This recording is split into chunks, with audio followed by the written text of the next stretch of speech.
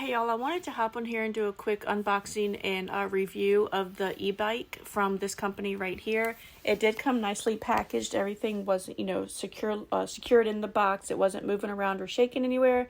And we literally took it out of the box, and this is how it comes. It almost comes completely assembled, which is great because nobody wants to waste any time putting an e-bike together when you're so excited to get it, right? So we plan on using this around the campground because we do go camping a lot. And so we had to take all of the zip ties off and the protection and everything that was around the bike. Just be careful not to cut any of the cables when you're taking those off because you don't want to damage the bike. We just put the handlebars into the rod, and then we locked that in place.